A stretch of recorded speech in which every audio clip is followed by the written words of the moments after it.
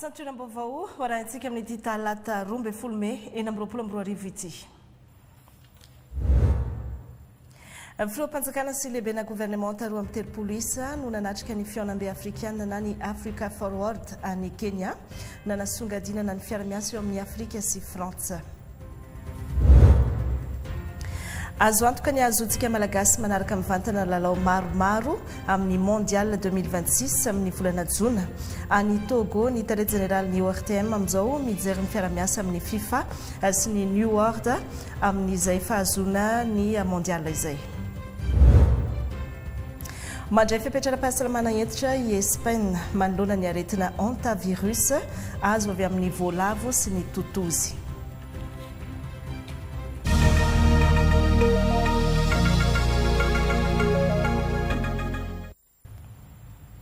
Manolotra ny araba tompo-klasy tompo-vavy tonga soa ato anatin'ny fampalalam-baovao manasantsika rehetra ary anaraka hatramin'ny farany. Mitovy fomba fijery ireo filoham-pirenena sy filoham-panjakana ary ireo solotena tonga nanatrika ny fionamben'ny Afrika na ny Africa Forward tany Kenya teo amin'ny famaritana fiara-miasa vaovao entina mampandroso ny continent afrikana iray manontolo. Fotoana izay nahafahana ny vondrona sy ny iray feo tamin'ny fanasongadinana ny fiara-miasa eo amin'ny Afrika sy Frantsa mifantoka amin'ny zava-baovao sy ny fitombona araka ny lohahevitra izay navohitra nandray anjara tamin'izany moa ny delegasiona malagasy notarian'ny filohan'ny fanavaozana ny repoblika ny colonel Randriririna Mikael izay any Kenya ihany koa. Any an-toerana ny namana ny Tea Mavavy sy Feno Randrimalala hitondra ny akom-baovao. Filoham-pirenena sy filoham-panjakana maherin'ny roapolo no miara-mivory eto amin'ny KCC Nairobi Kenya fionana tampony izay amaritany indray ny fiara-miasa vaovao eo amin'ny continent afrikana sy France. Anisany mandray anjara amin'izany ny delegasiona malagasy tarian'ny colonel Randriririna Mikael izay noraisin'ny filoha keniana teo Patongavany mialohan'ny nanombohan'ny lanonana fanokafana. Anisany nanamarika ny lanonana fanokafana ny fandraisam-pitenenan'ny sekretera jeneral ny firenena mikambany Antonio Guterres izay nanambara fa fiara-miasa vaovao miaraka amin'ny taranaka vaovao no atomboka. Ilaina no atan'izay ny fanamafisana ireo orinasa afrikanina sy ireo université afrikanina fiara-miasa azahoana tombony mitovy fa tsy toy ny teo aloha. Fotoana ihany koa izao ny sekretera jeneral ny firenena mikambana anana ny Afrika toerana eo anivony filakevitra maritra momba fandriampahalemana eo anivony firenena mikambana. Nanamafizana ihany koa ny filohan'ny vondrona afrikanina Evariste Ndayishimiye izay nanambara fa mila mipetraka amin'ny maizy azy ny firenena afrikanina. Mila ampiofany ireo tanora sy vehivavy milomena lanja mpampiasa vola sy banky afrikanina amin'ireo tetikasa eto anivony continent. Ao anatin'izao fotoana izao moa zany ny fanararotana ny fanamafisana fiara-miasa sy fijerena fiara-miasa vaovao ho an'ny Madagasikara. Maro ireo filoham-pirenena sy filoham-panjakana niona tamin'ny filohan'ny fanavaozana ny repoblika hijerena izay fiara-miasa vaovao izay. Ty sommet ty isaorana ny président Ruto, président Kenya nanasa miaraka amin'ny président Macron nanasanay nanatrika an'ity sommet Africa Forward ty. Zay eritreretinay fa important ho an'ny Madagasikara izy ty satria raha nandinika atsika raha ny aino an'ireny ataontsika hoe kabary nataon'ny président Ruto dia ireny le ataontsika hoe zavatra ilain'ny Afrika, ilain'ny Madagasikara fa ilain'ny Afrika le atao hoe changement de paradigme. Le changement de paradigme zay tokony hialantsika amin'ny zavatra fa mahazatra hatramin'izay rehetra zany no antenaina aorianany ty Africa Forward ty. Be da be izy teo ny Afrika afaka mifanampy samy africain. Ny Afrika ihany no afaka mamana ny Afrika. Ny Afrika ihany no afaka micomprendre ny Afrika. Ny Afrika ihany no afaka miara-miasa samy Afrika. Zay zavatra zay anisan'ny zavatra lehibe ny sotomoko tato amin'ity Africa Forward ty satria raha ny mahazatra atsika hatramin'izay dia coopération nord-sud fa mandrisika atsika aorianan'ity sommet ty ny coopération sud-sud zay mino aho fa ahafahan'ny Afrika mandroso ary ahafahan'ny Afrika mipetraka amin'ny mahatena izy azy. Conclude my very brief remark by saying this. ezaka iarahan'ireo firenena afrikana ny fialana amin'ny fanondranana ireo akora fototra izay tsy azahoana tombony akory ho an'ny firenena. Raha ho an'ny Madagasikara manokana dia fanambina petraka ny fanodinana izany eto an-toerana, eo ihany koa ny fametrahana fepetra ho an'ireo orinasa izay vonona hiasa sy ampiasa vola eto Madagasikara ametraka ozinina fanodinana ireo arena izay trandrahana eto Madagasikara ihany. Ny Teamavavy sy Fenondrimalala.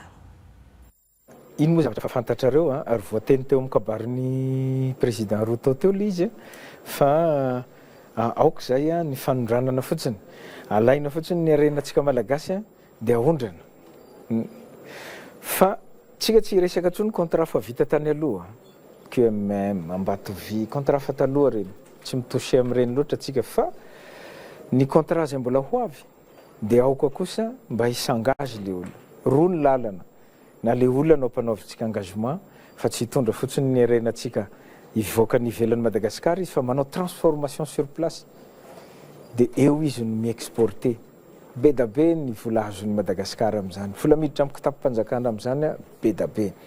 Ny faharoa dia manova lalàna tsika ohatra hoe amin'ny code minier azotsika misy zavatra kitihana kely hovaina eo ireo député ireo mahatsapa an'izany eny ireo hoe fa tokony hanao transformation eto tsika fa tsy tokony hanondrana fotsiny sady manao création d'emploi tsika no mampidi-bola ho an'ny taxe malagasy ny taxe douanière mitombo daholo raha izay zavatra zay no tafavoakatsika.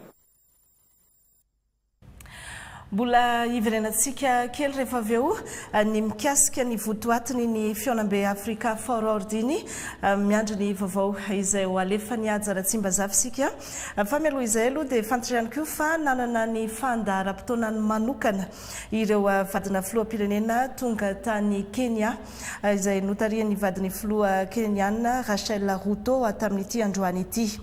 Nisy ny fifampizarana sy ny famelabelarana loha-hevitra momba ny fiarovana ny ankizy amin'ny internet sy ny fivoaran'ny teknôlôjia izay natao tao amin'ny lapa-panjakana tany an-toerana nandray anjara tamin'izany. Mazava ho azy ny vadiny filohan'ny fanavaozana ny Repoblika Eliza Randrenirina. Raha aty Afrika dia fantatra fa olona iray amin'ny 3 mampiasa internet dia tsy ampy taona avokoa izay loza mitatao an'ireo ankizy noho ny tsy fahaizan'izy ireo mifantana ny tsara sy ny ratsy hita amin'ny internet. Misy ny adisisika mafy tokony atao mba hisoroana ny hofasy mba ny taranaka afrikanina amin'ity resaka internet ity. Ny votra nandritra izany ihany koa fa tokony hisy ny politika mazava aty Afrika hiadiana amin'ny fiankinan-doha be loatra sy mba hiarovana ireo ankizy tsy ampy taona amin'ny fampiasana ny internet. Fa avy hatrany dia hiazo an'ny Oyo faritra iray ao afovoan'ny Repoblikan'ny Congo hanatanteraka fitsidiana ofisialy ny filohan'ny fanavaozana ny Repoblikan'ny Madagasikara ny colonel Michael Randrenirina aorian'ny fandraisany anjara amin'ny fiainana tampony Africa Forward any Nairobi, Kenya. Izany hoe efa vita androany zany ny Africa Forward efa niazo an'ny Congo ny filohan'ny fanavaozana ny Repoblika. Ho raisin'ny filoha Congolais Denis Sassou Nguesso any an-toerana izy ary arahana mafy ny fiara-miasa eo amin'ny firenena roa tonta sy ametraka fomba fijery miabo eo amin'ny diplomasia afrikana ireto filoham-pirenena roa ireto. Rampitso 13 no higadona ny Oyo any Congo ny filohan'ny fanavaozana araka ny fampahafantarana izay hoentin'ny mpanao gazety Babi Stéphane sy Mamra Voavison izay efa any Congo amin'izao fotoana izao.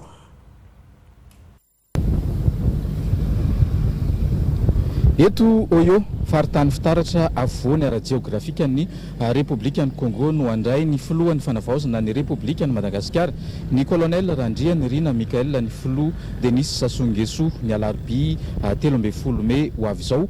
Vatany vao avy miatrika ny fiaonana tampony Africa Awards aty Kenya dia hanatanteraka fitsidiana ofisialy eto amin'ny Repoblikan'ny Congo ny filohan'ny fanavaozana.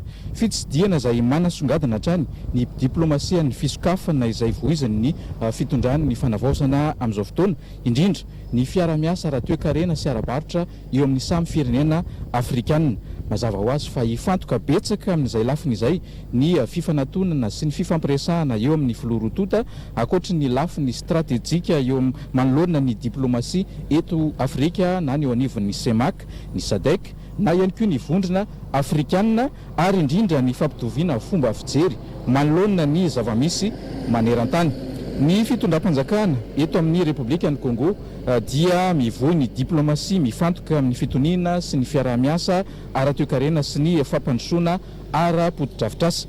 Miezaka mametraka ny Congo ho iray amin'ireo mpiantsehatra manan-danja amin'ny famahana ireo krizy sy fifandirana eto Afrika afovoany. Ny filoha Denis Sassou Nguesso indrindra ao anatin'ny sehatra ara-toe-karena, ny politika arabola eo anivon'ny CEMAC na ny vondrona ireo firenena aty Afrika afovoany. I Denis Sassou Nguesso moa dia efa filoha ny tantana izany vondrona CEMAC izany, ka ararotiny ny traikefa sy ny fahaiza-manao ara-politika ananany ka hitondrany izay fahaiza-mitarika izay. Manamafy ny fiara-miasa amin'ny mpiara-miombonantoka vaovao amin'izao fotoana izao ny Repoblikan'ny Congo eo amin'ny sehatra ara-toe-karena, ny varotra ary ny fananganana sy fanavaozana foto-drafitrasa. Mitovina amin'ny Madagasikara ihany koa ny Repoblikan'ny Congo amin'ny fivoizana ny fiara-miasa eo amin'ny firenena samy afrikanina andalam-pandrosoana na ilay antsoina hoe coopération sud-sud. Taorian'ny fifidianana farany teo tamin'ity taona 2024 ity moa izay nalany indray ny filoha Denis Sassou Nguesso dia nanasongadina izy ny fitohizan'ny politika iraisam-pirenena mifototra amin'ny fandriampahalemana sy ny filaminana ary manomevahana ny fiara-miasa iraisam-pirenena mivelatra kokoa. Ankoatra ny fitsidiana ofisialy izay tanterahan'ny filohan'ny fanavaozana ny Repoblikan'ny Madagasikara, ny colonel Randrianirina Michael eto Oyo Congo, Repoblikan'ny Congo moa dia efa nandray ihany koa ny filohan'ny Guinée ny teto Congo ary mandray ny filohan'ny Ethiopia amin'izao fotoana izao. Koa arak'izany dia hoarantsika rapitso ny tohiny izay fandraisana izay fitsidiana ofisialy tanterahan'ny filohan'ny fanavaozana ny Repoblikan'ny Madagasikara eto amin'ny Repoblikan'ny Congo izay. Karazana avant-goût amin'izay fitsidiana ofisialy ho ataon'ny filohan'ny fanavaozana ny Repoblika any Congo ny noentiny Babi Stéphane tamintsika iny. Babi Stéphane izay efa any an-toerana ihany koa miaraka amin'ny pakasary Mamy Ravoavison. Fa iverenantsika kely ny akon'ny Africa Forward. Mila Afrika matanjaka izao tontolo izao votoatin'ny fianamben'ny Africa Forward ny mpiray ombinantoka manana ny tanjany any Afrika fa tsy ankin-dolava intsony, mandringa ny fandrosoana raha tsy miara-mandroso amin'ny afy Afrika izay kasain'ny La Frantsa ampidirina ho mpikambana ao amin'ny filakevim-pilaminan'ny firenena mikambana. Any Kenya ihany koa ny namana Ajara Tsimbazafy.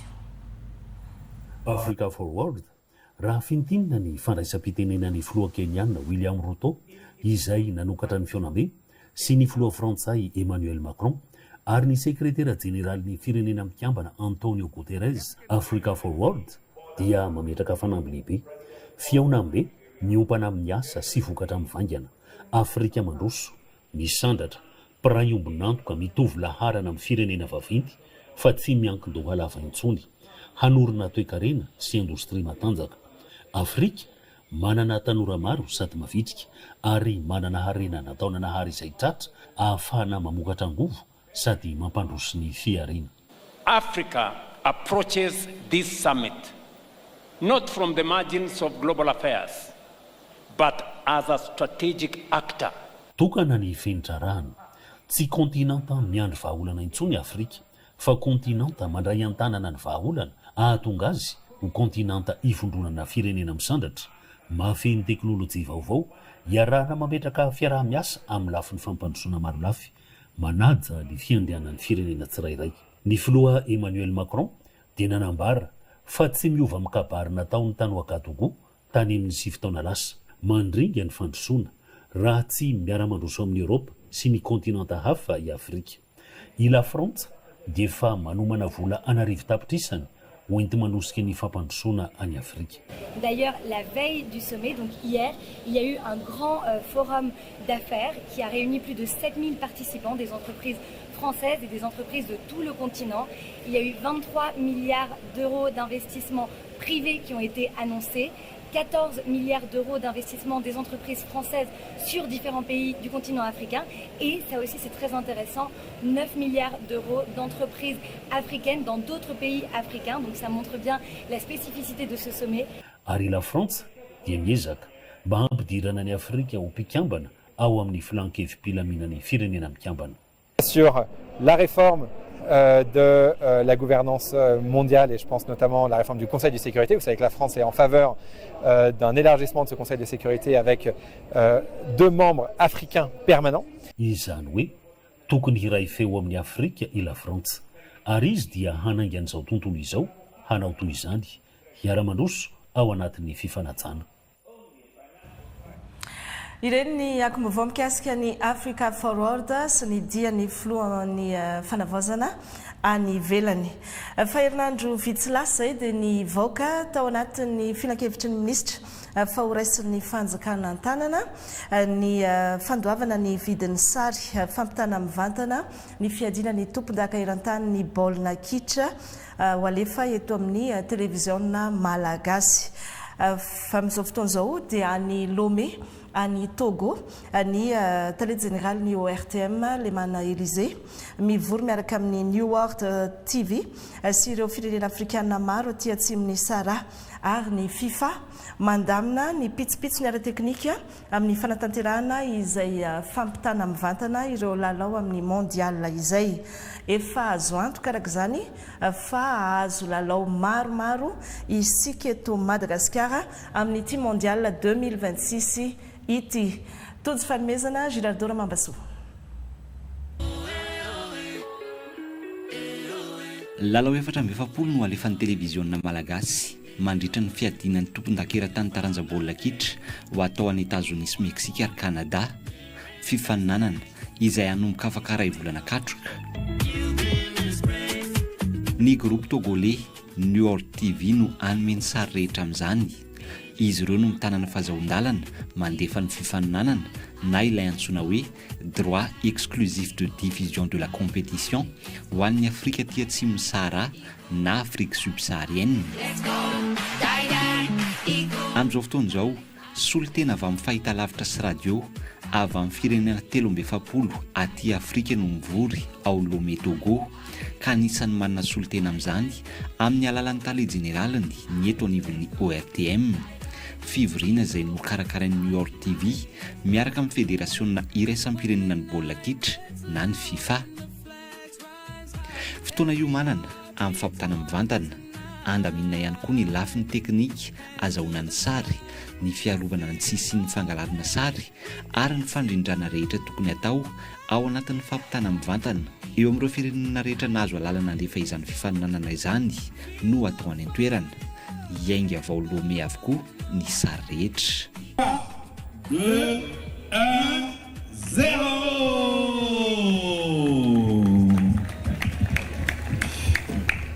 Voilà, le compte robot qui est lancé. On souhaite donc une très belle compétition. Merci à vous. Raha ho an'ny Madagasikara manokana, ny TVM irery any no nahazo ny alalana andefy ity fiadinan'ny tompon-dakeran-tany 424 ity. Araka ny fampitambavao nandritra ny filan-kevitry ny minisitra herinandro vitsy lasa izay dia ny fanjakana malagasy no handray an-tanana ny sara ny fividianana ny sary ao anatin'izany.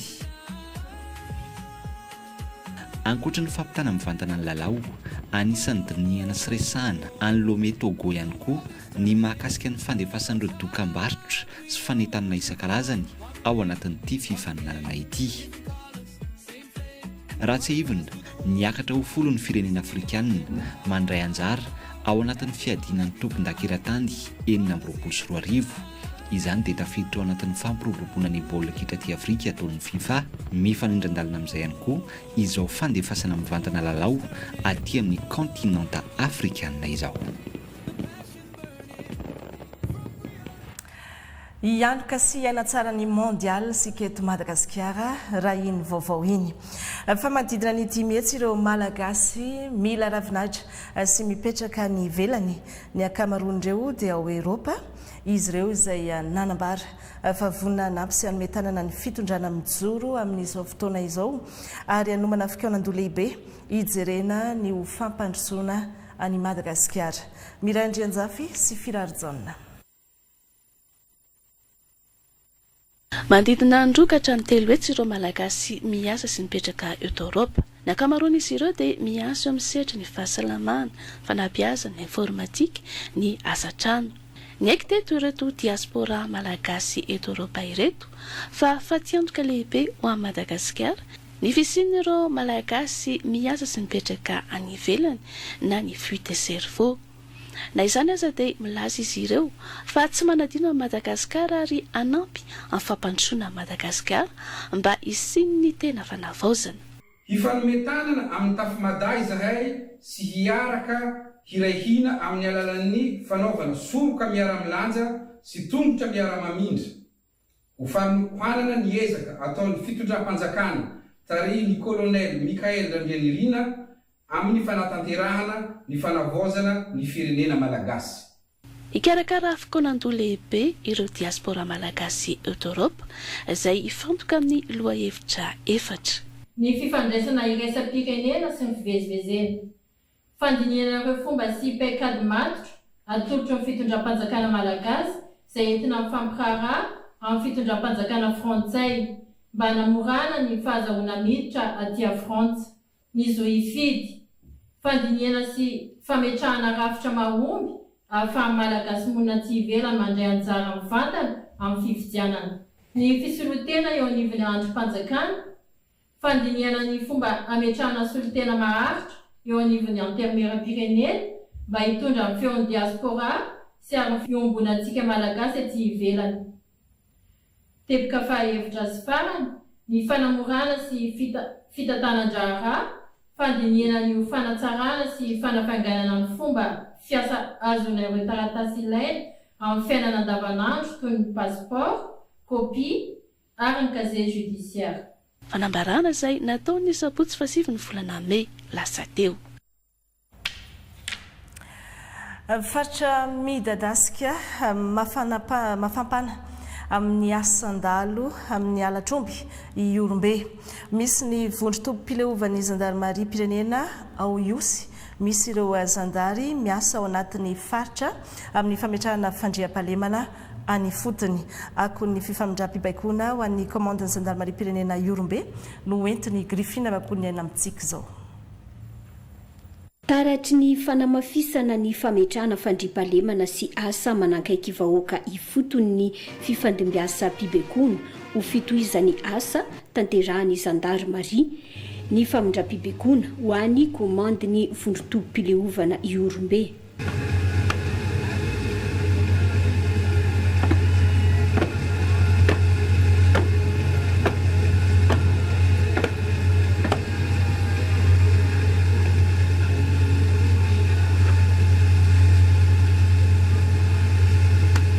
Ny kolonely Doloseny Nadège Janvier ombomangany andrian'ny faha-20 nivoaka teo anivon'ny akademia miaramila Antsirabe no komandy vaovao ary fa-enina ho an'ny groupement i Orombe anohy ireo asa amin'ny ady amin'ny tsy fandriam-pahalemana sy ny fampanajana ny lalàna ho an'ny faritra i Orombe sy ny manodidina.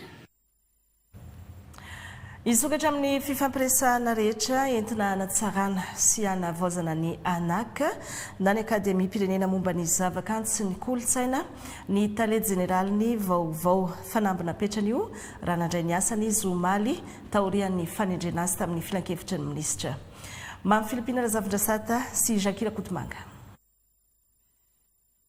Hitondra fanavaozana marina mifandraika amin'ny fandaharana asan'ny ministeran'ny serasera sy ny kolotsaina, mipaka mivantana amin'ny akademia pirenena misahana ny zavakanto sy ny kolotsaina no laharam-pahamehan'ny talety generaly vaovao misahana ny anak Andriamatoa Chansard Riveson.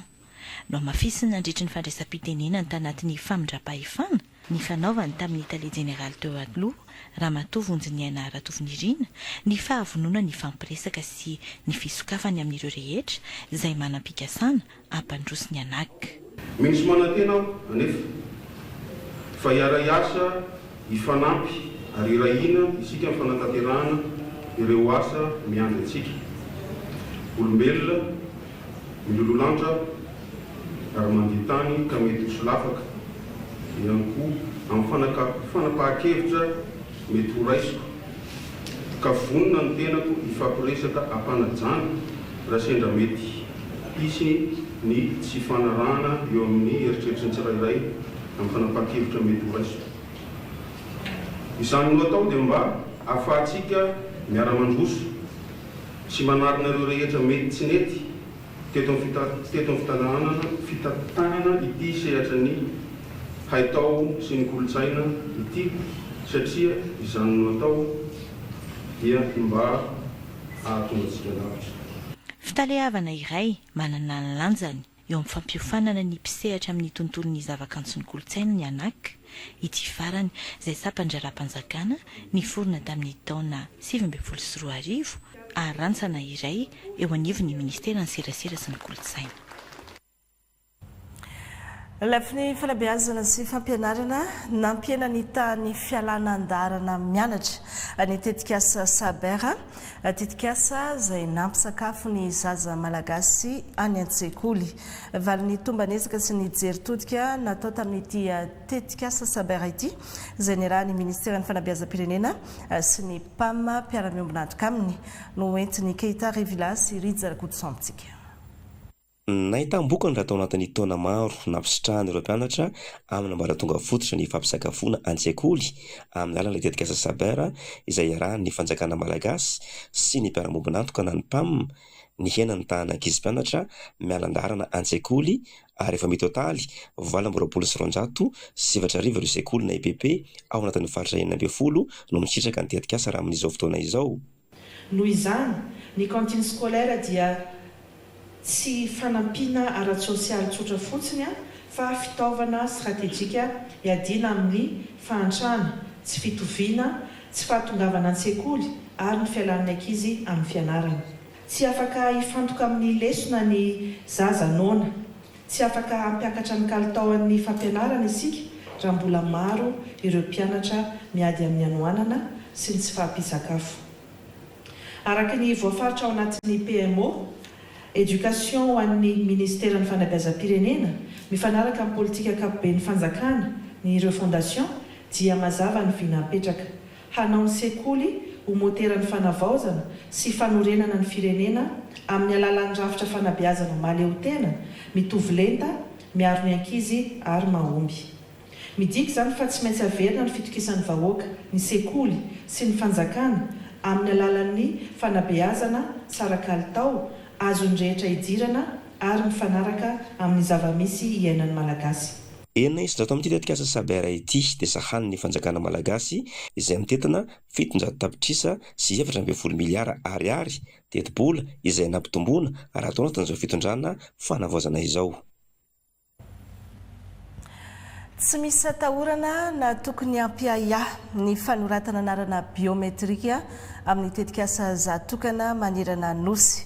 Misy manko ny manelitsao manaparitaka vaovao diso milaza fa misy ambadika fakanataova toy ny maso ny fanoratana anarana biometrika diso tanteraka izany filazana izany. Nitondra fanazavana sy fampahafantarana amin'ny antsipriany ireo misahana ny tetikasa tany amin'ny faritra Alaotra Mangoro. Jaona Dimiolotsalama.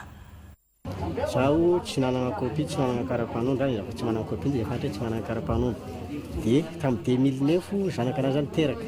Dia zany efa 2010 vao navita kopina jugement zany miaraka amin'ny karapanondra. Dia tiony tsy nanana zanako soratra aminahy tamin'ilay kopy. Dia mamany sy dadabe niteraka mamany zany misoratra amin'ny zanakanahy zany.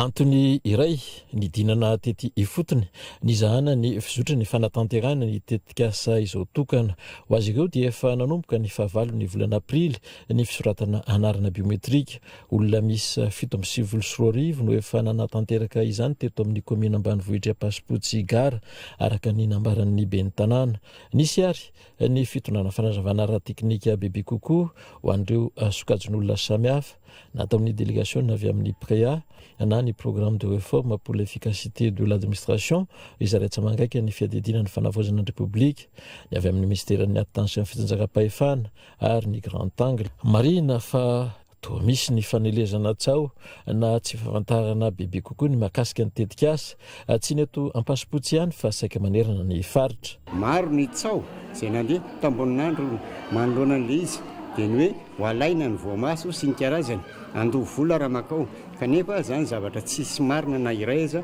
fa mamay-poana aloha io zavatra io satria politika mpanjakana tenana ivony fiarahamonina zany nisy ny miaia hoe ny fangalana le iris dia ohatrany hoe alaina lasa ho alaina ohatrany hoe atao bizina le voamason'olona fanehoana antsary-mihetsika fizarana tahirikevitra na rahina fanazavana mahakasika ny fisoratana anarana biometrika ireo fombafomba atao rehefa hisoratra anarana sy ny andraikitra ny antony anaovana izany ary indrindra ireo tombontsoa azo ireo no santionana nampahafantarana tamin'ny mpizaka teto ary dia narahina fifanankalozan-kevitra izany ka natao teto androany izany ary nazava tamin'ny zareo tsara vokatra ny fifiriana izay natao ary izy ireo dia andeha anazava ny olona akaiky anazy sy ny olona eny anivon'ny fiarahamonina mahakasika an'izay ahiahy tsy andehana ny olona anao an'izay fisoratana anarana biometrika izay ho an'ny andehany voalohany dia teto amin'ny komina Amparafaravola distrika Ambatondrazaka no nanohizana ny hetsika tanjona ny fanavaozana ny fiankonana sy ny fahiziny eto Madagasikara mba hahafahana mamantatra sy manamarina ny olom-pirenena malagasy tsirairay ary fitahirizana azo antoka ny lisitra malagasy rehetra.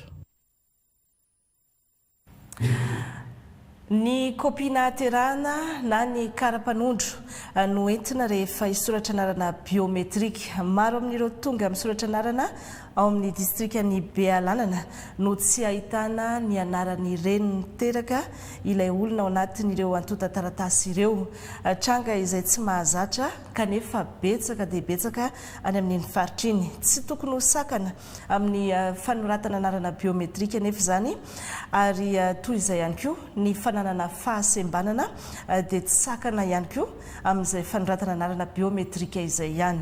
Maritra ny Marikoto sy Ambintsondria Maservelo.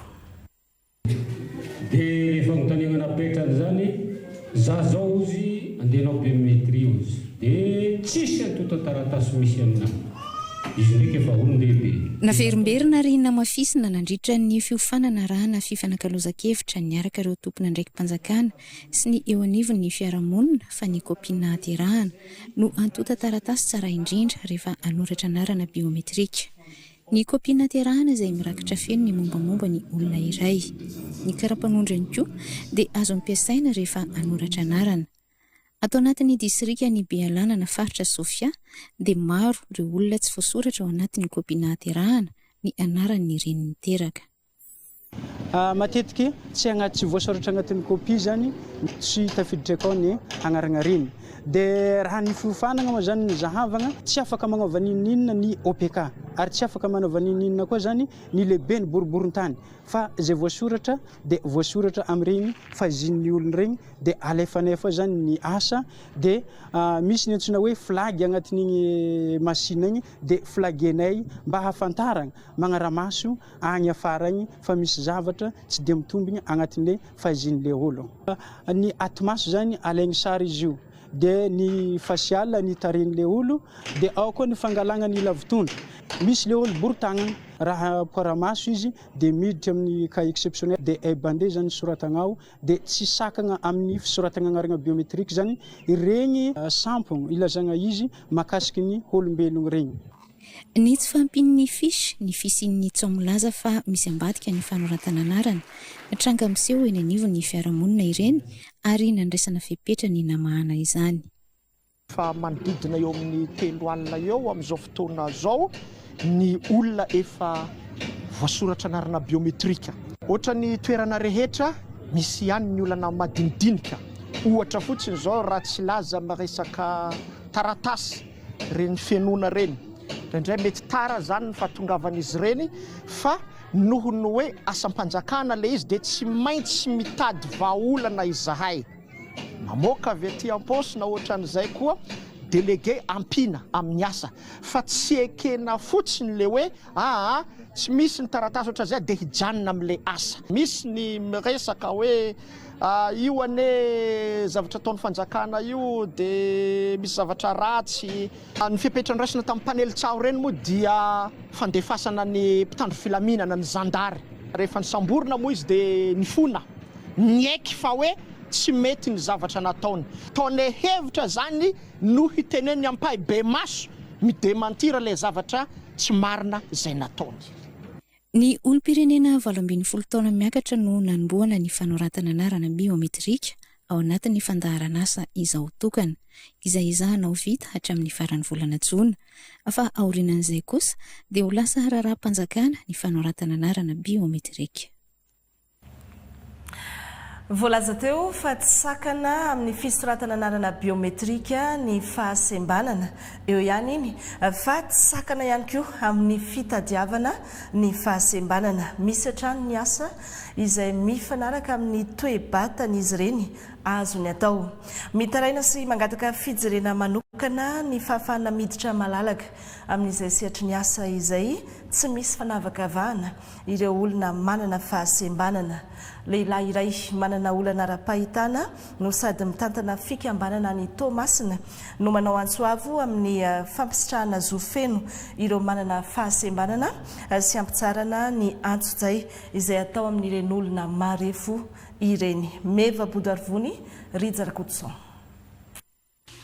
Tsy mbola voaja ny zondro olona manana fahasembanana raha nambarany Andriamato Serge Felix izay anisany manana olana ara-pahitana sady filohan'ny fikambanany olona manana fahasembanana ao Tomasina. Tratrany antso-jay ny tenany nanomboka ny taona 2024 raha fanazavany satria dia noravana ny fiariny anka tsy manana ivelomana intsony ny tenany. Efa niainako nandritra ny 10 taona mahery zany toerana zany. Dia tonga ty be ny tanàna ary efa misy dibitsarana mivoaka tamin'ny 2019 hatramin'ny 2020. Dia tonga be ny tanàna vaovao ty dia finiavana fotsiny zany hanimba ilay tsenako. Dia tamin'ny 21 mai 2025 no niravanila izy ary avy eo natsofoka raharaham-pitsarana. Manao antsoavo amin'ny fitondram-panjakana araka izany tena mba hijerena vahaolana aingana sy maharitra ho azy ary ajana zo fotra voarakitra ao anatin'ny Convention of the Rights of Person with Disabilities momba ny olona manana fahasembanana. Anisan'izany andininy 17 dia zo iaina ampahamendrehana sy mahaleo tena ary zo ahazo asa ao amin'ny andininy 5.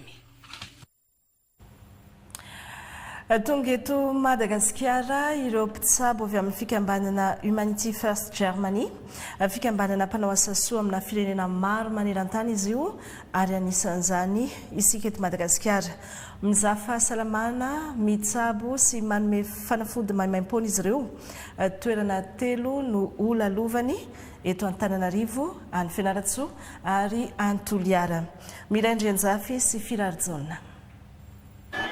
Ny areti-kibo vokatry ny rano maloto, ny aretin'ny taovam-pisefony indrindra ho an'ny ankizy, ny aretin'ny tosidra, ireo no aretina bepahazo tamin'ireo toerana nanaovana fisaham-pahasalamana sy fisarana fanafody maimaim-pona teto Madagasikara, nataon'ireo tompon-tsapa avy amin'ny fikambanana Humanity First Germany Association ireto. Anisan'izany ny tany Toliara, Fianarantsoa ary manomboka androany ny eto Antananarivo. Fiara-miasa amin'ny fikambanana Amadia ka teto amin'ny foibeny teto Andavamamba no anatanterahana izany. Aujourd'hui c'est notre 4e jour ici. Androany tsika zao dia tonga amin'ny fahaefatsy ny andro izay nanatanterahana an'izao. Ny voalohany tany Fianaratsoa, dia fahatelo tany Toliara, dia misy koa tany Milenaka faritsy ny Ankilokana. Ho antsika eto Antananarivo dia 3 andro androany dia rapitso dia any afaka pitso. Et comme vous avez vu, c'est pour tout le monde. Araka ny hitantsika amin'izao zany dia tsisy fanavana fa rehetrarehetra mahazo fitsaboana mamaim-poana mba ahafahany rehetrarehetra misitraka. Enareo dokotera allemand manao izay asa soa izay. Misy amin'ireo no manampaizana manokana avy amin'ny fo ny vanitaolana miara-miasa amin'ireo mpitsabo mpanampy malagasy. Our team consists of different specialties. Ny Humanitaire Front Germany dia fikambanana iraisam-pirenena misana ny asa sosialy sy maha-olona izay niorina ny taona 1970 tany Royaume-Uni ary manana sampana any Allemagne. Anisan'ireo firenena nanova ny asa fanampiana ny eto Madagasikara toy ny fanampiana tamin'ny loza voajanahary, ny fanohanana tetikasa, ny fanampiana amin'ny fahazahoana rano fisotro madio ary ny fitsaboana maimaim-poana.